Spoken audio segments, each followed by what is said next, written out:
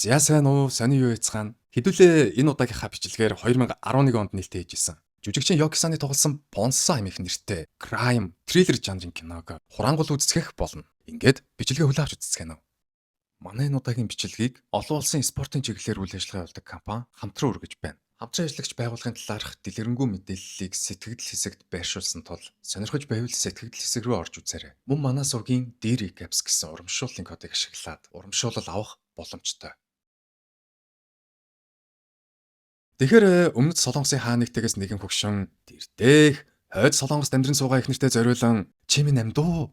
Энэ олон жил хэл чимээгүй байсан үгэрдлого намайг уучлаарай. Чамайга амьд эсэн минь байгаа гэдэгт би итгэлтэй байна. Хэрвээ чи энэхүү бичлэгийг үзэж байгаа бол би маш сайн байгаа шүү. Гэд бичлэгээ хийж буй дур зураглаар кино эхэлдэг. Үүний дараа өнөх бичлэгийг нь манай киноны гол дүрийн залуу болох Понса хойд Солонгост амьдран суух ихнэр хүүхдүүдэд нь хүргэж өгч үзүүлчихэд энэ айлын бяцхан хүүг түрүүний бичлэгээ хийж уусан настанд буюу өмнөд Солонгост байгаа өөд нь хүргэж өгөхөөр болдог. Понса бол хойд Солонгосоос өмнөд лүү хүмүүсийг нууцаар хийл давуулдаг нэг төрлийн зуучлагч бөгөөд энэ айлын хүүг эхлээд нуруунд дээрээ өөрч гол татлаад дараад нь нүцгэн биеийг нь шавраар бүрж дулаан мэдрэгчтэй камернаас мултраад эцэст нь хүүг нуруунд дээрээ өөрч тохиололтой төмөр хашааг давж үсрээд яг л гэрийнхэн нэг өрөөнөөс нөгөө өрөө рүүгээ дамжиж байгаа юм шиг нэг улсаас нөгөө улс руу үнэхээр амархан нэвтэрч хүүг өөд нь хүргэж өгөөд ажлынхаа хөлсийг авнаа. Түүгээрч зогсохгүй Понса хүүг өөд нь хүргэж өгөхөөс өмнө өмнөд Солонгосын дамын наймаачдад асар ховор нандин дээр үеийн бурхан зарж буй дур зураглал гардаг ба. Нөгөө дамын наймаачд нь Понсоогоос авсан бурхнаа цаашаага дамлах үедээ цагдаа нарт баригдаад асуудалд ормогцоо манай Понсоог инхүү матдаг.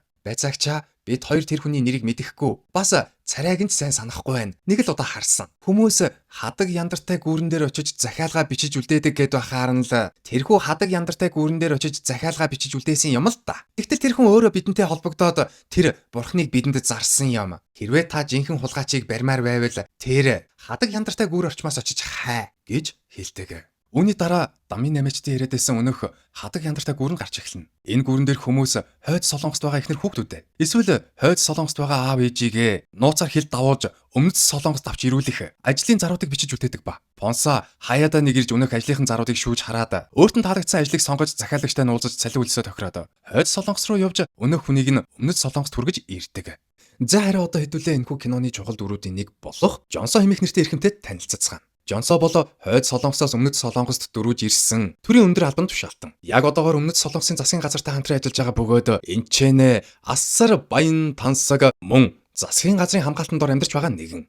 Ингээд нэг өдөр Жонсо өөрийнх нь харуул хамгаалтыг хариуцдаг Ханжуу хэмээх нэртэй тагнуулын газрын ажилтныг дуудаж уулзаад би хойд Солонгосоос нэг охин наашаага авч ирүүлмээр байна. Бид хоёр өмнө нь явуулдаг байсан. Би танаа улсад ирснээсээ хойш хэд хэдэн охинтой уулзаж үзлээ. Надад аль нь ч таалагдсангүй. Би зөвхөн тэр охиныг л наашаага авч ирүүлмээр байна. Сураг сонсох нэ хадаг яндартай гүүрэн дээр очиж захиалга бичиж үлдээдэг гэсэн. Ер нь чи тэр гүүрэн дээр очиж ахиухан мөнгө амлсан зурус бичиж үлдээгээд тэр охиныг наашаага хургуулээд ир гэж хэлснээр тусгай ажилтан Ханжуу хадаг яндартай гүүрэн дээр очиж хойд Солонгосоос өмнөд Солонгос руу нэг охиныг хүргэж ирнэ үү? Шанд нь бүх мөнгөө өгнө гэсэн зурвасыг бичиж үлдээтэл өнөөх зурвасыг нь Понсо олж уншаад мөрдөгч Ханжуу болон түүний туслах Ёнтой хоёртой уулзаж ажлынхан хөлсийг тохироод өнөөх хойд Солонгост байгаа охиныг нь 3 цагийн дараа яг энэ уулзаж байгаа газартаа дагуулж ирнэ гэсэн амлалтыг өгөөд тэр дорой хойд Солонгос руу хөдөлдөг.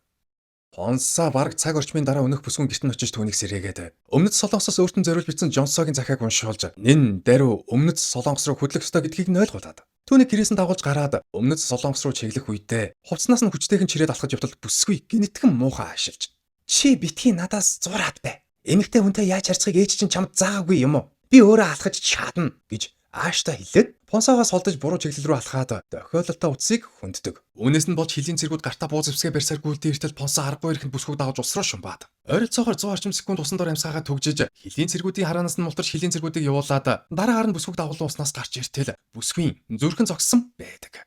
Сандарсан Понсо бүсгүй хамрыг чимхэж аманд нь хиймэл дамсгаа хийж түүнийг ямар тач сэргээгээд дараагаар нь бүх хувцснуудаа тайлж өөрийнхөө биеийг болон бүсгүй биеийг бүхэлд нь шавраар бүрж дулаан мэдрэгчтэй камернуудаас нь мултраад улмаар өмнөд Солонгосын хилийг давах мөчөд бүсгүй түрэн муухай ашаасан дуучлаарай. Чамд холбоо барих дугаар байгаа юу? Хоёулаа хаяада нэг уулзаж байх уу? Гэх мэтчлэн хачин зүйлсийг асуугаад манай Понсог сонирхож эхэлнэ. Тэгтэл Понсо нэг ч үг дуралгүй буруу тийшээ харж тамхи хасааж татчихад дараагаар нь бүсгүйг дагуулж явсаар тагнуулын газрын ажилтан Ханжуу болон Ёнтой хоёр дээр дагуулсан иртэл. Ханжуу Ёнтой хоёр бүр мэл гайхаж цэл хөхрөөд хойд Солонгосоос 3 цагийн дотор хүн дагуулад ирлээ гэж үү. Пүү чи ч өстой гайхалтай юм а. Химэм магтацгаадаг.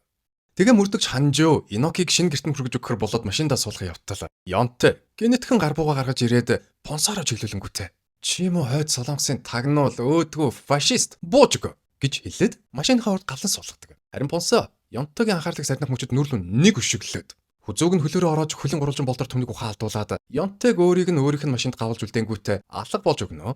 Харин нөгөө талд тусгай ажилтан Ханжуу Инокиг ахмаг насны бойфренд буюу Жонсо дэрэн дагуулсан иртэл Жонсо яг л жоохон хөвчөг баярж хуурч гүйж ирээд Инокиг тэврэнгүүтээ би чамайг зөндөө их сансан. Чи л миний заяаны хань. Би энд ирснийхээ дараа зөндөө олон охтуудтай уулзаж үзсэн. Даанч тэд нар ерөөсөө чам шиг биш. Өмнөд Солонгосын охтууд чиний хаанч хүрэхгүй юм байна лээ гэж хэлж тэнэгтнэ. Ингээд маргааш нь Жонсо Инокиг дагуулж үнтэй дэлгүүр ороод. Үнтэй хувцас сонор авч өгөнгүүтээ манай Инокиг ёстой үсгэлэнтэй бүсгүй шүү. Үнтэй хувцас өмссөн чинь бүр л хөөрхөн болчихж. Харин одоо хоёлаа гэртээ харж юм идцгээе гэж найлган чилэнгүүтээ гэртээ харахаар болоод машиндаа сууцгаадаг. Тэгтэл Понсо гинэтгэн гарч ирэнгүүтээ хамгаалагчийг нь зодож ухаалдуулаад. Энэ хоёрыг машинтанд барьцааж давхиад Инокиг хил давуулж өгснийхөө төлөөх ажлынхаа хөлсийг нэгтгэв. Үнийг нь сонссон Жонсо юу вэ? Одоо хотл ажлын чинь хөлсийг өгөөгүй байгаа юм уу гэж гайхаад. Тэр дараа Ханжуу руу залхангуудаа хөөе мөө тэнэг новшоо. Чи миний хайртай бүсгүйг дагуулж ирсэн хүнд яагаад одоо хотл ажлынхын хөлсийг өгөөгүй байгаа юм бэ? Тэрнээс чинь болоод бит хоёрыг барьцаалчихлаа штэ. Бушуухан наашаа мөнгө авчирч өг гэж ууртаа хэлээд араас нь Понсод хандан. За өөхөө уруулаа нэг улсын хүмүүс байна да. Би бидээ муусан над яах вэ? Энэ муусан капиталистууд угаасаа л урууж шарвсан хажуу хүмүүс байд юм бэ нэлээ. Харин гуруулаа мөнгө хүлээх зураа хамтдаа гомь идцгээдэх үү? Бид хоёр өнөөдөр юм идээгүй яваа гэж хэлээд зогийн газар орж гомин захиалдаг. Тэгтэл Понсо Жонсогийн авч өгсөн гомонгоос нь огт амслахгүй буцаж гадагшаага гараад. Эдний машинд нь орж ирээ суутал Инокийн араас нь хурч ирэнгүүтээ чи намайг гэрт минь буцаагаад түргээд өгч болох уу? Би энэ хүнтэй үнэхээр хамтдаа баймааргүй байна гэж хэлэхдээ зэрэгцэн гаднаас Жонсо орж ирэнгүүтээ. За Иноки гуай. Чи яагаад ганцаархнаа машинд түрүүлж орж ирээд энэ нэг харамтай жаргалзаа суугаад байгаа юм? Та хоёр арай наашаага ирэх замдаа дотносцсон юм биш үсттэй. Ингээд та хоёрын дунд яг юу болсон юм бэ? гэж орилоод Лэрдмагийн нөхөр шиг аашилж эхэлнэ.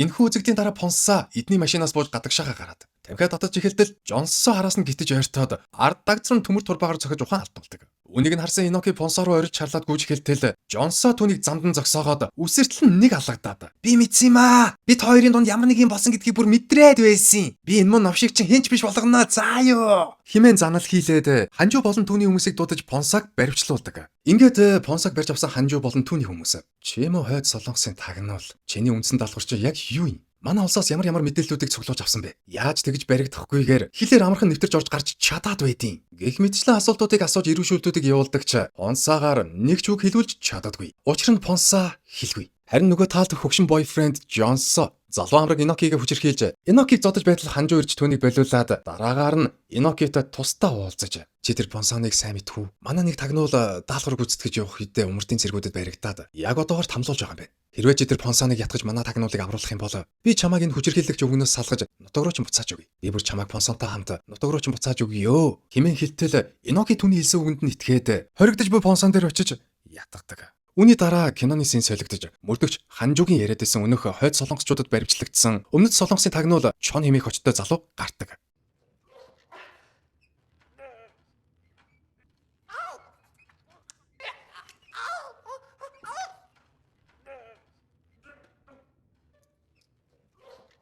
Энэхүү Чон хэмээх очтой залуу өөрийг нь тамлж буй офицерт хандан амь тавьсан хоолоогоор би хойд солонгосчуудад хайртай. Харин өмнөд солонгосчуудыг үзэн яддаг. Би энд нутагшиж амьдрахаар ирсэн юм шүү дээ. Та надад итгээд намайг суллаач тэхүү. Хэмээн гуйтал өнөөх яргаж байсан офицер нь чээч сайн бэлтгэгдсэн хүн байна шүү. Гэхдээ одоохгүй жинхэнэ яргалалт эхэлнэ. Энэ бол юу ч биш. Чамайг яг одоо лагер руу шилжүүлнэ гэж хэлээд хориг лагер руу тээвэрлэх үед нь манай Понсо хаанаас ч юм бүүн мэд гинэтхэн гарч ирээд харгалзаж явсан цэргүүдийн нам цохиж унгаагаад энэхүү Чон хэмээх очтой залууг аварч нутагтан дагуулan ирдэг. Тэгтэл тагнуулын ажилтан Ханжуу хэлсэн үгнээсээ буцаж манай Жонсогийн гартан гав зүгээд түүнийг дахин хорж эхэлтэл энэхүү Чон хэмээх очит залуу миний амийг аварсан хүнийг яагаад хорж байгаа юм бэ? Түүнийг суулж явуулах хэрэгтэй штэ хэмээн дургуцаад онцогийн хоригдож буй камерт норж Понсотой уулзаад амийг минь аварсанд баярлалаа гэж хэлээд гартан сэмэрхэн гаваа тайлга төмөр хавчаар атгуулаад дараад нь Понсог шүүхийн шийдвэрлүү тээвэрлэх үед цагдаа нарт өөрийгөө үндэсний аюулгүй байдлын газраас явж байна. Та нарын тээвэрлэж яваа гэмт итгээдэг би тээвэрлэнэ гэж хэлээд цагдаагийн машины хаалгыг онгойлгож гаваа тайлсан Понсог мэн зүгтаалгаад араас нь бэж авахар хөөж байгаа мэт дүрийг эсгэж нааша цаашаа хэсэг худлаагүйгээд ямар тач Понсог орс сурггүй алга болтлон зүгтаалгаад амийг нь аварсан ачийг хариулдаг. Харамсалтай нь Понсо тэр дороо нутаг буцалгүй Инокиг дагуулж хамтдаа нутаг буцах санаатай. Иноки болон Жонсо хоёрыг оройн хоолой гадуур идэж байх үед нь нуусаар дагаж яваад яг өөрийг нь баривчлахаар ирсэн жинхэнэ хойд солонгосын тагнуулуудтай тааралдаж нөгөөдөлтэйгээ хэсэгт зодтолтоод зодоонороо илүүрхтэгч эцэст нь духандаа буу тулгуулж баривчлагдаад улсаас урвсан адгын шар Жонсод тусалж найз хүүхнийг нь дагуулж ирсэн мөн улсынхаа хилээр нааша цаашаага хэдэн зуун удаа дураараа холгсон хэмээх шалтгааны улмаас хэсэг зодуулаад тамлуулдаг. Эдгээр хойд солонгосчуудыг ахалж ирсэн ахлагч Йоха гэх хүн тагнуулуудтай зэрэг зэвсэг өгөөд урагч Жонсог очиж хороо хэмээн тушаагаад явуултал. Нөгөөдөл нь оройн хоолой идчихэд гэрлүүгөө буцаж явсан Жонсо болон Иноки мөн энэ хоёрыг хамгаалж явсан бие хамгаалагч нь гээд энэ гурвыг гурвууланг нь утаж байгаад генетхэн машин руу гал нээгээд хамгийн түрүүнд хамгаалагч залууг нь хороодог. Тэгтэл Жонсо машинаасаа зүгтэж гараад хайшаа орсон нь мэддэхгүй яг л усан тайсан чулуу шиг алга болдог ба. Түүнийг хайгаад олоогүй умардын тагнуулууд Инокиг барьж аваад ахлагч дээрээ дагуулсан иртэл ахлагч Йоха улсаасаа урвсан адгийн шаартаа нөхөдсөн бузрын хүүхэн Мач. Би чамайг яг одоо нохоо шиг буудаад хорооч ил доо.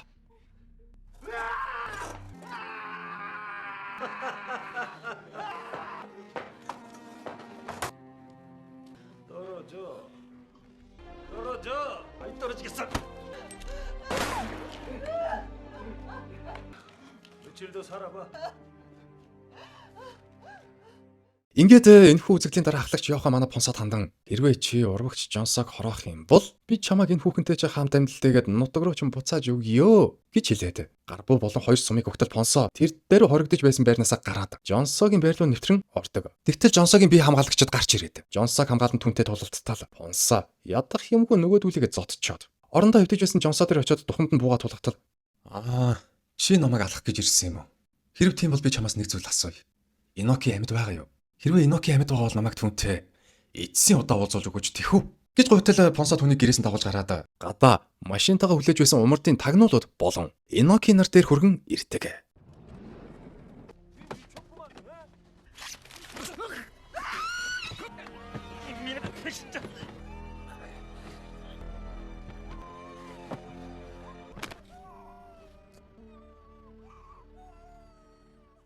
Ийхүү Жонсог хоросон умартын тагнуулууд хэлсэн үгэндээ хүрэлгүй. Манай Понсогийн хөвлөр нь будаж унгаагаад Инокиг дагуулan зүгтсгаадаг ба. Понсо өөрийнхөө нууц байрандаа очиж хөвлөндөө зоогсон сумаа гаргаж хаяад дараагаар нь шархаа цэвэрлж боодогч өвчнөө дийлэлгүй ухаан алдаад энэ шөндөө Инокиг аварч чадлагүй хоцордог. Тэгээд маргааш нь бүх ажлаа дуусгасан умартын тагнуулууд нутаг руугаа буцаар зэхэж эд хогчлуудаа базааж байхдаа зэрэгцэн эдний ахлагч болох Йоха хөөрхий муу Инокиг чи юм уу урагчтай явуулсан бузар хүүхэн наад хүзүндээ зүүж байгаа алмаасан шигтгэхэд зүйтэй яг одоо амруугаа чихэд ийд ахалхаа арай харь юм шүү хэдүүлээ энэ зүйлтийг зүгээр зарчий л та ахлагчаа би ч гэсэн түүнтэй санал нэг байна хэрвээ энэ зүйлтийг зарчих юм бол элбэг дэлбэг хангалуун амьдрах боломжтой штэ залуусаа наад зүйлтээ энэ хүүхэнд идүүл тушаалыг биелүүл хэмээн шаардаад алмаасан шигтгэхэд зүйлтийг хүчээр Инокид идүүлдэг. Үүний дараа Понсо Инокиг аврахаар энэхүү байранд нь хурч иртэл Иноки энд нь байхгүй. Харин ахлагч Йоха нэг туслагтайгаа үлдчихсэн ийхүү яриаг өрнүүлж байдаг.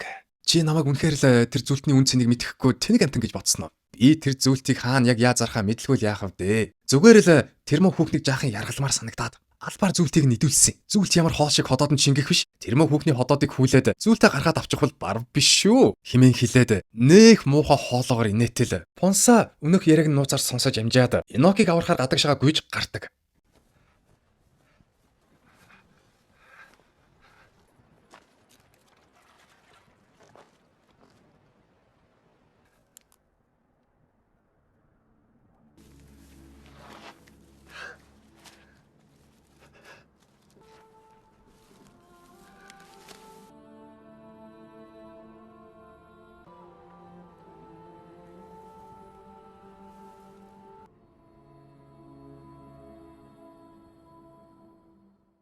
Ингээд энэ бүхний дараа зүйлтэй зарж мөнгөтэй болсон умардчууд нутаг буцхаасаа өмнө хагас шоудах санаатай Карако ороод ариг дарс болон ширээний охтуудыг захиалдаг бол өмнөд Солонгосын тагнуулууд ч юм ялхаагүй. Яг энэ нийтдээ зэрэгцээд хажуугийнх нь өрөөнд шоудж байдаг. Понсо Өмнөд Солонгос болон Хойд Солонгосын тагнуулуудыг бүгдийг нь нууцаар дагаж ажиглаж байгаад. Хамгийн ихэнд гадагшаага тамхитгаар гарч ирсэн нэг Хойд Солонгосын тагнуулыг, мөн ялгаагүй гадагшаага уцаар ярихаар гарч ирсэн Өмнөд Солонгосын бас нэг тагнуулыг гээд. Энэ хоёрыг хоёуланг нь нам цохиж барьцааж аваад өөрийнхөө нууц байрандаа авчиж хамтд нь хорж эхэлдэг. Бонсаа энэ мэтчлэн Өмнөд болон Хойд Солонгосын тагнуулуудыг ээлж дараалан барьж авч хорьсоор Хойд Солонгосоос 4 хүн, Өмнөд Солонгосоос 5 хүнийг хамтд нь хориод энэ хэдийн хоригдож байгаа өрөөний төмөр хаалгандах жижигхэн нүхээр нэг гарбуу шургуулан шийдтэл. Өнөөх гарбууг Өмнөд Солонгосын тагнуул шүрч авангуудаа Хойд Солонгосын нэг тагнуулыг нь буудаж унагдаг.